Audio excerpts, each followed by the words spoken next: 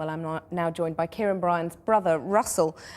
Russell Bryan, you must be almost as relieved as he is.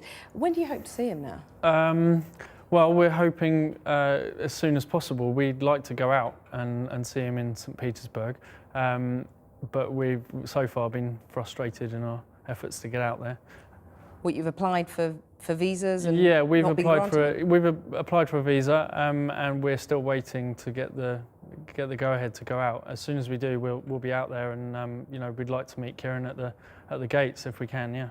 How long ago did you apply for the visa then? Well, it's been just over a week now, and we're just waiting.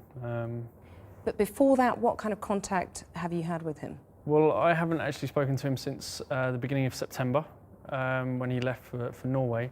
My mum and Nancy, his girlfriend, spoke to him about 3 or 4 weeks ago, short telephone conversation, and then we've had a series of letters. So. Presumably you'd have liked to have spoken to him though. Yeah, absolutely, yeah. I mean, he's just not been able to make any phone calls, apart from the 2 that he had, so yeah, it's been difficult. So as part of his bail conditions, are you hopeful that he might be able to leave Russia? What's your news on that? Yeah, I think it's a funny situation. He doesn't have a passport because obviously the Russian authorities have that. As far as we understand it, he's going to have to stay in St. Petersburg, but things change on a day-to-day basis at the moment. So, and the activists have been able to tweet and send messages about their conditions, talking about the lack of daylight and the cold and sharing the cell with chain smokers. But what do you think Kieran will have found the hardest? Lack of communication with his girlfriend, and my parents, I think, has been horrendous for him.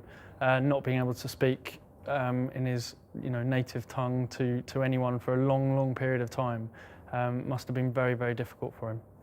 And obviously the fact that he's been bailed suggests that the Russian authorities are somewhat relenting. What's your assessment now of the Russian justice system? Well, it's difficult for me to comment on their whole justice system. I think from the beginning we felt that the charges that Kieran was facing, along with everyone else on board, were ludicrous. Kieran's obviously a freelance journalist. We felt that he was doing his job out there, and he shouldn't have been facing these charges at all. And of course the charges have not been dropped. No, and he still faces a possible court day and 7 years prison sentence. So we're not out of the woods yet, and we've just got to keep fighting for those charges to be dropped. Russell Bryan, thank you very much for joining me.